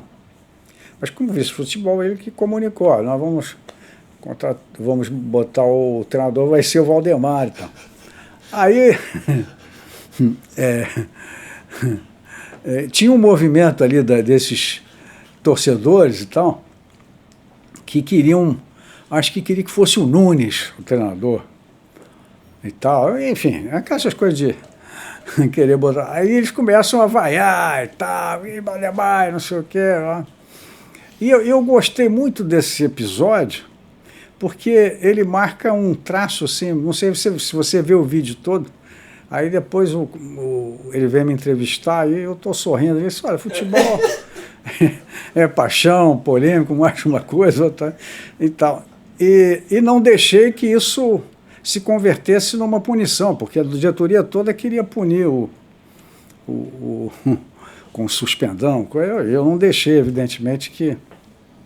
Por isso eu fiquei muito amigo desse rapaz, até hoje é meu amigo por conta desse episódio aí que eu não deixei. Mas eu digo, é importante, porque futebol é isso. Entendeu? Se você não quer enfrentar esse tipo de coisa, meu amigo, então é melhor você não ser dirigente, porque faz parte do... é paixão, essa coisa forte. Evidente que tem a coisa doente. Por exemplo, eu acabei com o negócio de ingresso para torcidas organizadas. O pessoal dava até 5 mil ingressos por jogo, um jogo grande. E eu acabei comprando. Os caras tinham ódio de mim. Deram 2 tiros no meu gabinete. Eu não sei de onde veio, mas aqui você sabe com aquela sala da presidência, tudo envidraçado. Por sorte eu não fui atingido, entendeu? Mas podia não estar aqui agora contando essa história. Então, tem essas facetas todas, né? Enfim. Acho que você foi a pessoa que me introduziu ao Nelson Rodrigues, que é um personagem que participou da maioria dos assuntos que a gente tratou aqui. Não a maioria, mas de boa parte dos assuntos que a gente tratou aqui, né? Escrevi sobre futebol, foi muito importante para o Neville, e também escrevi em jornais, tem artigos jornalísticos, de investigação jornalística, de certa forma. Mas eu não sei porque eu levantei isso aqui agora, estava anotado aqui. Eu ia levantar o aspecto sobrenatural do futebol. O sobrenatural. A contingência, né, porque o futebol, ele tem essa coisa que, diferente dos esportes americanos, né, a posse de bola é determinada pelo pé, não é pela mão. Então a posse de bola, de certa forma, é muito mais contingente no futebol do que nesses outros esportes. Por definição. Por definição, né? Então o acaso, ele aparece muito mais no futebol do que no basquete. O basquete é o exemplo extremo oposto, porque você tem pontos o tempo inteiro. O futebol pode acabar em 0-0. Já que você falou de Nelson Rodrigues, eu acho que ele tem uma frase que define isso. Futebol, metáfora da vida. Porque o futebol é o único esporte em que o Davi pode ganhar do Golias. Não é... Isso acontece, você não, afinal nunca sabe o que vai acontecer. O time entra para jogar por uma bola, vem a bola e ganha. E você sofre um ataque cardíaco, como já aconteceu com você, não foi? É. Não, eu tive, nessa época, eu me lembro, Flamengo e Ceará no Maracanã, que acaba o jogo indo para os pênaltis, que a gente empata lá, empata aqui. Aí eu não tive condição de ficar vendo assim, eu desci pro vestiário, deitei numa daquelas cadeiras lá, fiquei... Só desliga o rádio. Aí fiquei... silêncio. Aí daqui a pouco eu vejo o elenco chegar... Pô, ganhamos. Mas pô, eu comecei a ter taquicardia. E eu não sabia ainda nessa época que eu tinha fibrilação, meu coração...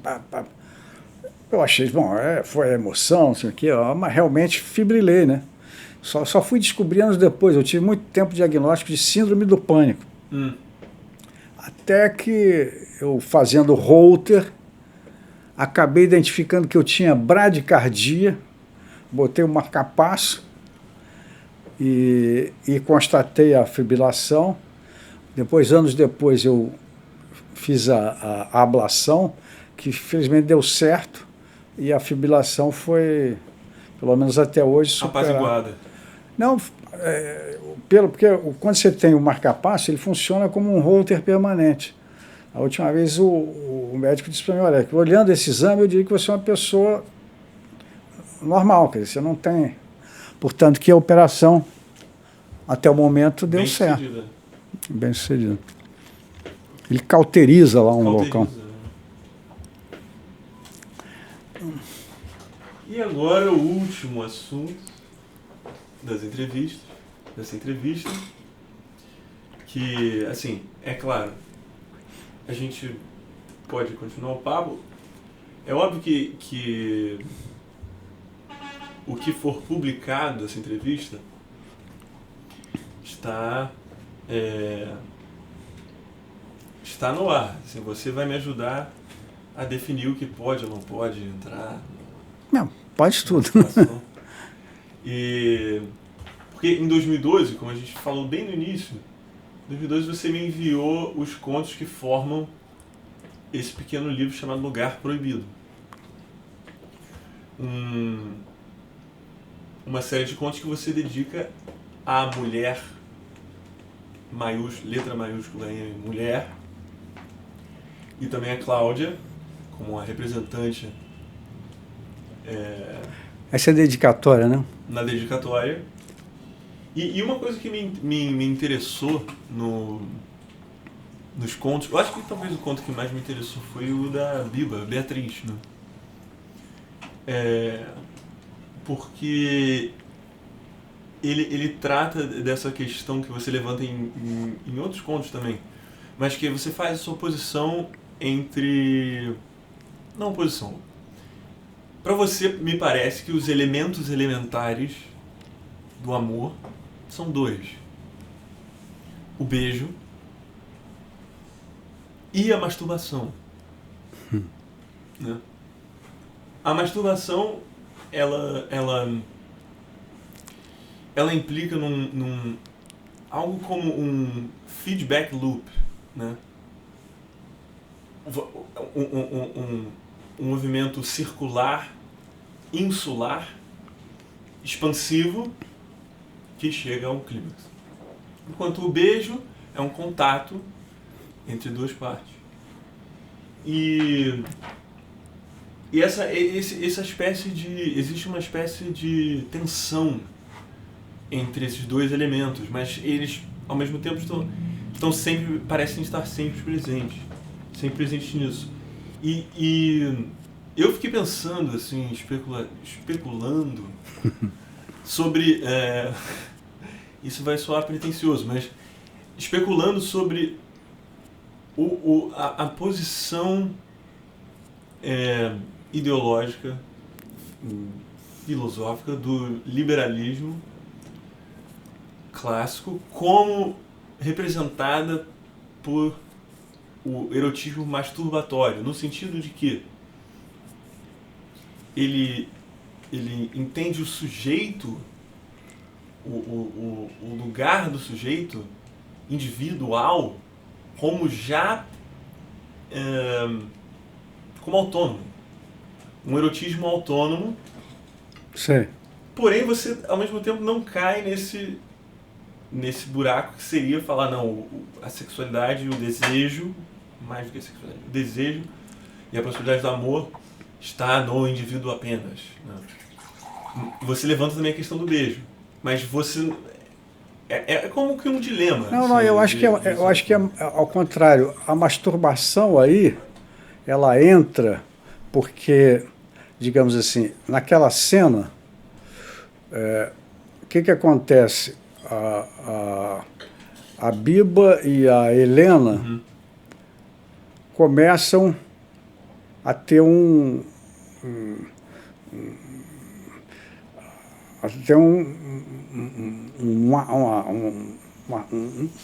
ato de amor. Um encontro, sim. Um encontro. Então ele se afasta, porque eu acho que ele até usa essa como um intruso, tem um... Sim. Como é um voyeur, né? Ele se encontra numa posição de voyeur. Posso ler? Você tem o trecho? Pode, tem aqui. Porque, na verdade, o que ele está fazendo? Ele está, digamos assim, você fala até dessa... Peraí, onde é que está? Aí tem a narrativa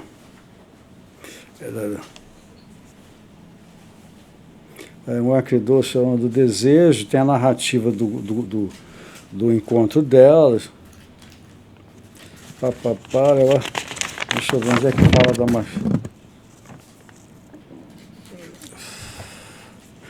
à mesma hora, no quarto contíguo, os sussurros, gemidos, movimentos e o mantra do Krishna Das no quarto contíguo elevaram o nível da minha libido. Pensei sobre o significado dessa forma transcendente de desejar, como patrimônio da minha outra metade. Metáfora grega. Metáfora do Aristófanes, né? Metáfora grega do amor. Assim, eu projetista e agora espectador privilegiado e furtivo da construção que imaginara, pela fresta da porta entreaberta, como um buraco de fechadura, da silhueta das duas, como que formando um único corpo na penumbra. Na comunhão pela libido, me integrei completamente àquele universo de paixão entre as duas, embora fisicamente ausente, presente com os sons e silhuetas, ademais do ardente desejo por esta entidade. Perdi. Por esta entidade, fusão de Helena Biba. Assim, quase sem me dar conta, sem um comando racional, comecei a masturbar-me, quase sem tocar meu corpo, sem movimentos, sem ruídos, inteiramente só e, ao mesmo tempo, unido na libido de Helena, até que no preciso instante do ápice daquele amor das duas, a três, como nas fantasias de nossas noites de amor a dois, partilhei aquela volúpia saborosa, sensual, masoquista e totalmente acompliciado no seu desejo servil e docemente desenfreado por Biba, que naquele momento monopolizava inteiramente, exclusivamente, toda a libido de Helena, e de forma incondicional, plural, gozei. Então, assim, o que eu estou querendo dizer é que há muitas formas de você estar presente, entendeu? A masturbação ali era uma reverência a esse espaço que era das duas. E eu me senti quer dizer, o personagem se sentia um ser privilegiado de participar, ainda que auditiva e de forma submissa. Né? De forma submissa àquela epifania, que era aquele evento do encontro das duas, que eu havia, de certa forma, urdido. Produzido. Porque você vê que começa o conto... Ó, Helena contou que ficara quarta-feira, 9 da noite.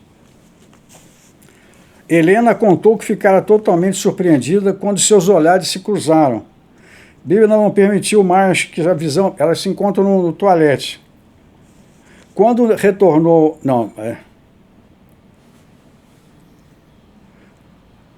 Quando retornou Living Biba, uma jovem saindo dos 20 anos, cabelos castanhos, quase loura, não sei o quê, nariz afilado, aproximou-se novamente de Helena, que na varanda tentava se recompor ao meu lado, que acariciada fumando um beck e ouvindo Joe Coltrane. Ao fundo, ofereci um paf à Biba, quando essa se aproximou falando alegremente, o que me despertou pensamentos que me acompanhavam de há muito. Enquanto um dos meus olhos mirava a generosa bunda de Helena, o outro percebia o decote de Biba, que sabia provocar ambos os sexos. Ah, quem sabe esta noite, pensei comigo mesmo e disse, a beleza, o colorido e o movimento de vocês são uma cenografia perfeita para esse cool jazz. Ok? Sim. Porque no conto Carminha, o protagonista, o narrador, ele... Acho que ele se encontra num restaurante, ele vai ao banheiro, faz uma carreira e volta verborrágico. Verborrágico. Ele volta verborrágico e ele diz o seguinte...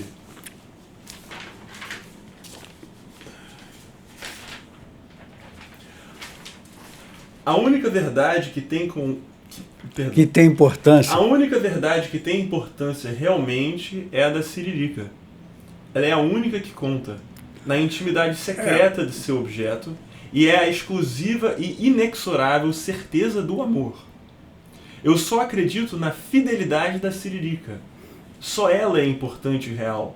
A fidelidade da masturbação é a maior de todas e a única verdadeira e só encontra paralelo no beijo da boca apaixonada. Mas você está entendendo que essa Siririca aí não é que ela é uma coisa... Eu não estou falando do isolamento, mas o que eu quero dizer?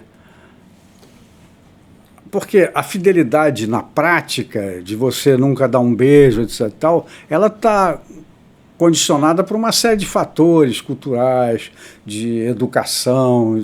Agora, ao passo que na Siririca, eu digo, olha, na hora que você está batendo a Siririca, você está pensando no quê?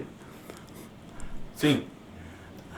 É isso que eu estou querendo... Você não está pensando em você está pensando em alguém.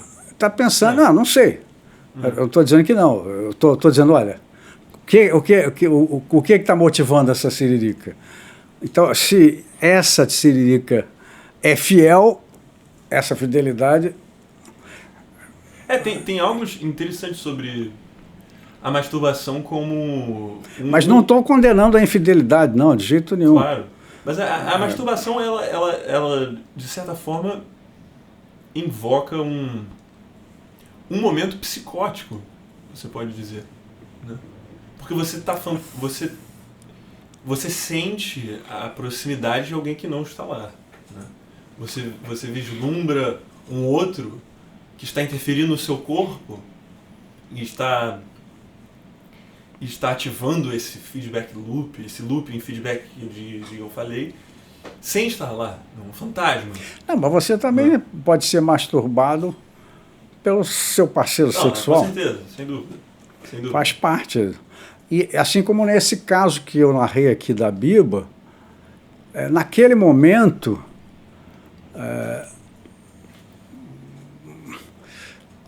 já o direito de estar participando sem tocar, mas você vê que eu digo, olha, quase sem movimentos, sim, quase sem tocar no meu corpo. Sim. Então, aquele êxtase advém daquela trindade, mas uma trindade que respeitou ali o espaço das duas, porque você está fora do quarto. Eu estou fora do quarto. Você está vendo pela fechadura. E tinha que estar. E tinha que estar. Não tinha direito o personagem estar naquela... momento íntimo. Naquele momento que era delas e tal. E já era muito eu poder privar daquilo e poder... Entendeu? Foi uma forma reverente de... E é interessante nesse conto o fato de que, enquanto isso está acontecendo, tem mantras hindus sendo amplificados por algum sistema de som, alguma coisa assim. E é uma palavra que aparece durante o conto, é a submissão, né? E você falou em trindade agora, outro termo religioso, teológico. Então, tem alguma coisa... a gente poderia fazer uma blasfêmia e pensar na relação entre a masturbação e a oração, né? Porque a oração, sim, também, de certa forma, ativa... eu estou começando a ler, comecei a ler anteontem um livro do Mussa, do Alberto Mussa. Eu tinha lido quase tudo dele, mas não tinha lido esse que é o primeiro livro, em que ele fala justamente dessa questão do triângulo. Mas é um livro em que ele fala sobre isso de uma forma mais conceitual, menos romanceada. Então ele faz assim, eu estou no começo do livro, mas você vê que ele vai nas raízes, ele começa a falar sobre as raízes do hominídeo para o homem... uma conceitualização antropológica. E é interessante que ele começa com essa questão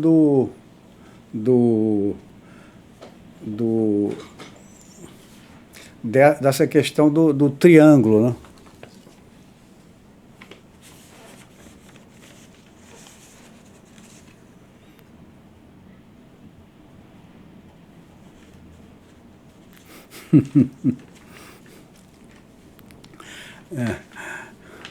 Aqui é um texto de uma entrevista, alguma coisa, que eu falo que eu compro as calças 2 números acima. Assim, quando eu estou sentado, a calça não aperta a barriga, mas ela fica caindo. Aí é só apertar o cinto. E o jornalista que eu falo isso enquanto segurava a barra da calça que teimava em cair.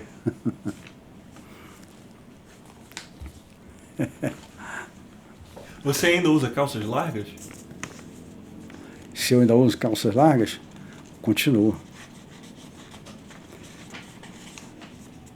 Encontrei agora umas calças muito boas que se adaptaram muito bem assim ao meu... Porque elas são meio que elásticas, assim. É um tecido meio... interessante. Mas elas ainda se assemelham de longe a calças de jeans? Mas eu queria agora ir no final desse conto para você ver como é que ele termina. ele tem uma citação aqui, não explícita, do Albert Camus. Porque no final... Aqui. Ah, não, isso aqui é o Carminho. Qual conto você está... Não, esse que a gente estava vendo aqui da Biba, né? Beatriz. A Beatriz. Porque Beatriz, É de na Dante, verdade, né? Foi a mulher esse que- conto é inspirado no Vita Nova, Sim.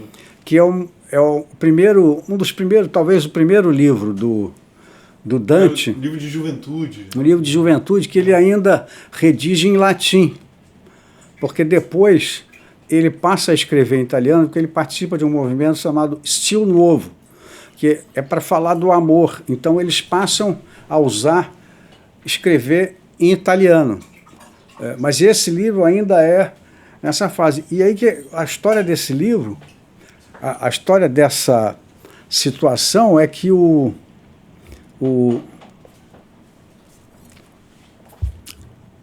a Beatriz passa num cortejo, uma coisa qualquer, de longe para ele, sorri.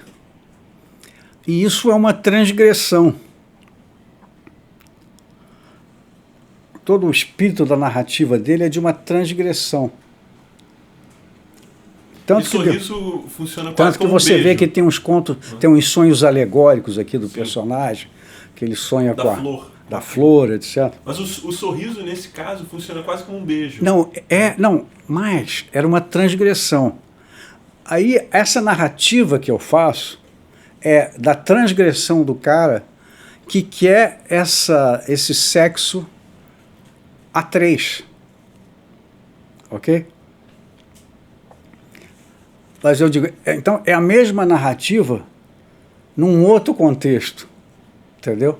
E multiplicada. Porque não teria sentido hoje eu fazer uma narrativa... Ela é multiplicada, né? Mas a angústia, a ansiedade de um cara do ano 2000 é a mesma do Dante lá em 1200, com o sorriso como quando esse personagem, que não me lembro o nome, ele... A noite de amor das duas. Até onde eu sei, os personagens, os narradores não têm nome. Os narradores acho que não tem nome, é verdade. Mas olha o final. Mas eu depois vou querer ler para vocês o último conto que eu agreguei, que é muito curto. Abri a porta ansioso para rever Helena. Tomar um banho e aguardar a chegada de Biba para o jantar. Havia conversado muito com Helena enquanto contemplávamos o pôr do sol na Pedra do Arpoador. Os raios laranjas sobre o mar de Ipanema, o som das ondas como fundo musical. Ela parecia distante, mas pronta. A noite se avizinha promissora, pensei. Cheguei ao quarto, olhei para a cama. Sob o lençol de cetim vermelho, havia um envelope branco e uma flor.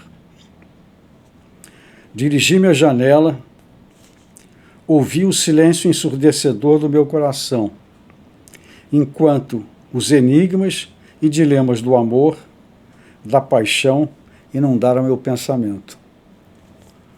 Aí termina. Quer dizer, esse jogo pode ter... Eu não li a carta, não. Eu deixo em aberto. Sim. Mas eu digo que essa frase é do Camus. Ouvi o silêncio ensurdecedor do meu coração, enquanto os enigmas e dilemas do amor... Não, aí já essa parte é minha. Inundaram meu pensamento. O nome do programa é Hora do Dilema. É hora? Hora do Dilema. A hora do dilema é legal. Onde toda pegadinha é propaganda e toda piada verídica. E toda piada Verídica. verídica. Mas você quer encontrar o último? Eu vou ver se eu acho ele. Cadê meu telefone? Tá aqui. Não. Tá aqui embaixo.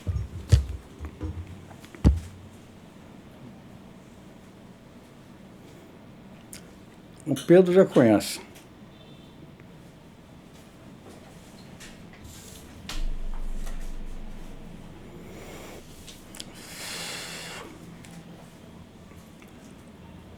Só que eu não me lembro o título. Pô. Mas. Lugar Proibido, né? Lugar Proibido, aí vai ter o.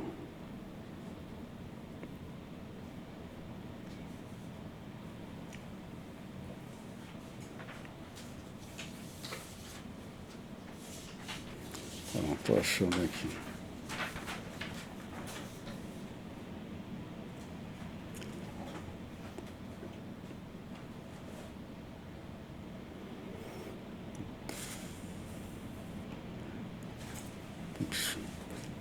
Preciso fazer um pipi.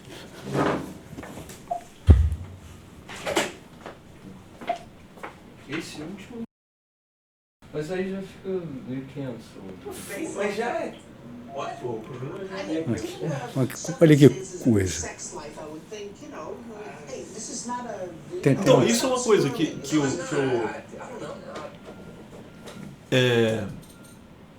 eu li na introdução que você faz, o prefácio que você faz ao Lugar Proibido, que tem teriam reproduções do Carlos Zéfiro, né? Não, eu cito que a influência na juventude, na formação do Carlos Zéfiro e o Roy Stewart, que é esse fotógrafo. Essa imagem que você mostrou agora é do Roy Stewart. São livros da Taschen, eu tenho aí. É bem foda. Cântico, chama Cântico, por isso que eu não achei. Vem mais perto do microfone um pouquinho. Ó. Um pouquinho mais perto do microfone só. Tá. Selfie Cântico, a beleza e a sensualidade não binárias. O ser humano tem duas saídas para enfrentar o trágico da existência: o sonho e o riso. Ariano Suassuna. Uma modesta homenagem ao artista Paulo Gustavo. Eu gosto sempre de fazer uma epígrafe, porque ela dá uma introdução ao que vai ser o texto. Aí começa. Self-art. Arte poética. Poética fotografia. Fotografia escultural. Escultura lírica. Uma lírica fresta a desvelar a dorso-nudez de um belo rapaz de cabelos castanhos e um recém-nascido mais denso buço por sobre seus lábios. Tem uma vírgula aqui a mais. Na face jovem, quase imberbe. Ainda, ao descer o olhar, vê-se próximo ao umbigo lhe escaparem os pelos públicos. Sunga acima, e sob as axilas aflorarem abundantes pelos. Ao mesmo tempo, o olhar é doce e morno de uma linda moça de traços suaves, corpo delgado, seios delicados em forma de pêssego, afinal, uma epifania estética picante, múltipla e tentadora, um instigante soneto visual, autorretrato virtual, de métrica sútil e aguda, um cântico versificado a uma libido existencial e íntima, verdadeiro caleidoscópio das 1001 possibilidades do desejo, em livre trânsito entre os interditos, do masculino ao feminino, do feminino ao masculino, trajetória andrógena, literalmente à flor da pele, aberta ao olhar anônimo, encantar-se com um novo e mágico feitiço, criação de Eros, e uma talvez ainda desconhecida forma de atração, sem o gênero como referência. Assim, o cibernético instantâneo torna-se um libertário fragmento do humano, que na universal e desesperada busca pelo outro, permite-se doar a visão de sua virtual e parcial nudez, numa lira de pulsão vital alforriada, de uma pansensualidade, num salmo de louvor à diversidade, à beleza, à diversidade da beleza.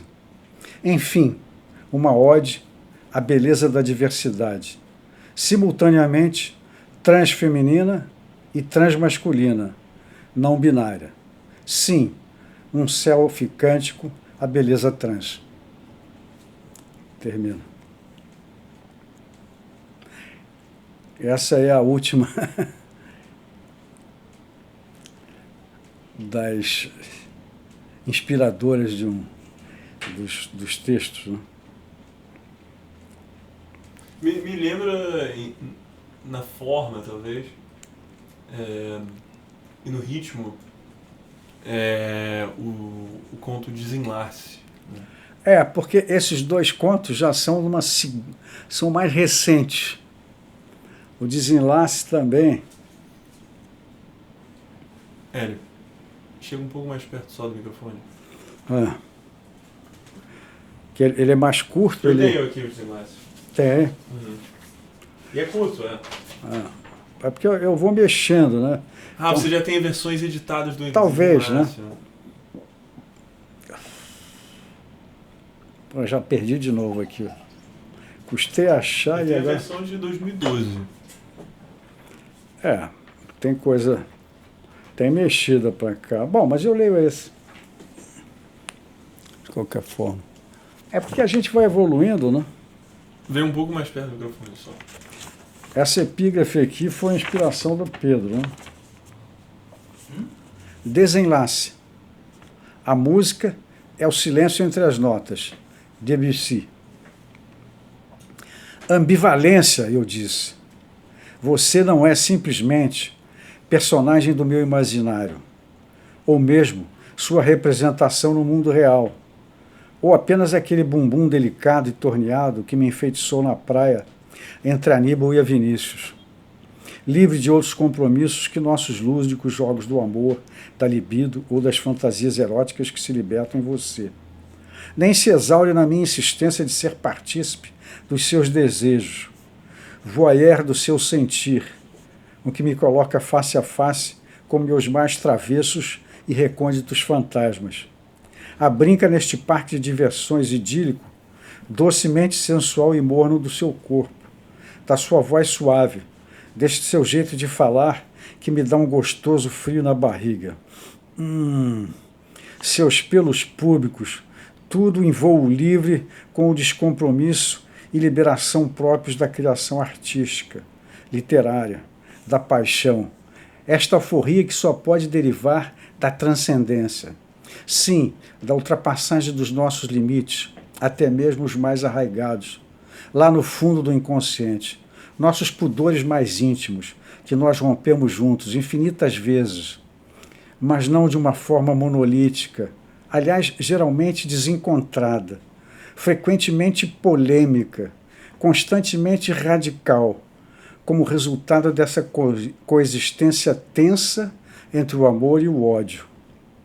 Ambivalente como o meu personagem, masoquista e sádico, servo e senhor, alternado e simultaneamente contraditório, transtornado pelo predomínio dos sentidos sobre a razão, transbordando fragmentos de humanidade em livre trânsito do possível ao impossível, do real à fantasia, da onipotência ao encontro doce entre nossas fragilidades.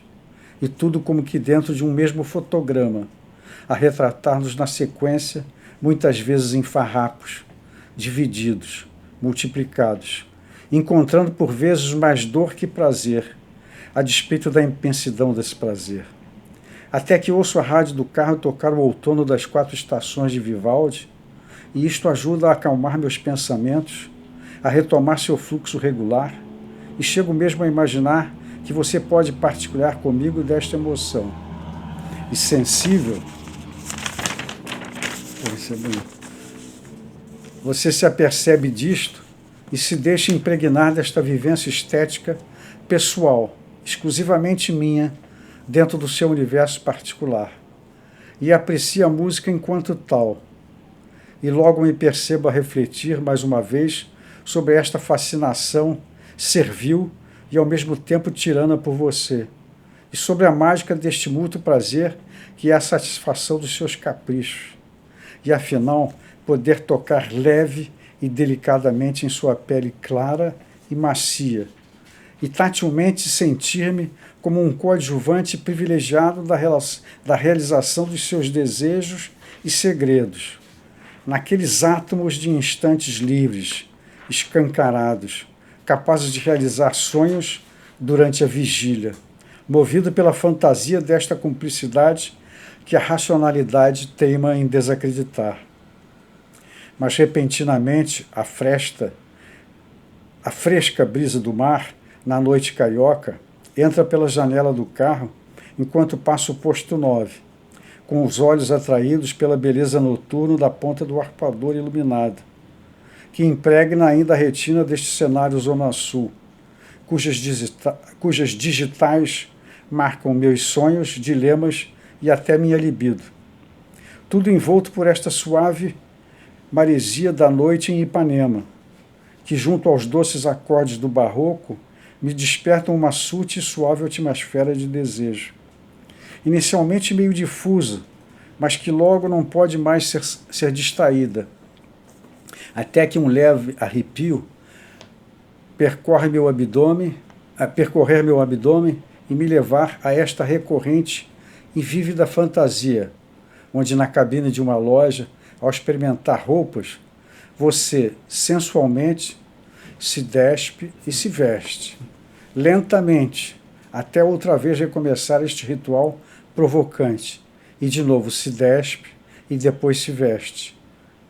E ao se olhar no espelho, se deleita neste prazer narciso de se ver linda, de perceber-se desejável, desejada, neste ambiente integrado pela presença de meu olhar intruso, curioso, desejoso, possessivo, onanista, que se realiza orgulhoso quando eu chego ao caixa, como qualquer macho, não importa a espécie, quando nutre a estirpe, em uma ode agradecida por poder participar desta festa a qual cheguei meio que sem convite, o universo de sua existência real, esta epifania.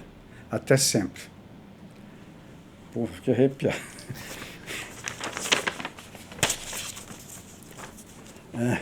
Eu acho que a gente está chegando ao fim. É. Uma última coisa. Na abertura de A Menina dos Olhos de Ouro, Balzac descreve Paris, segundo ele a capital moderna da época, como um inferno. Ele conta que esse inferno é regido por duas paixões humanas, o prazer e o ouro. Recentemente, outro escritor francês, Michel Houellebecq, faz uma correção a esse diagnóstico. Ele diz que Balzac omitiu, ou se esqueceu, enfim, que ele vacilou e deixou de apontar uma terceira paixão humana pela qual ele era diariamente visitado e que seria independente das outras duas: a ambição. Faltou alguma? Quem sou eu para jogar esse jogo aí? Sou aprendiz de feiticeiro. Foi um prazer recebê-lo aqui na Hora do Dilema. Prazer foi meu. Hélio Paulo Ferraz, o Super Elinho. Nos vemos novamente em fevereiro. Um abraço para todos. Um abraço.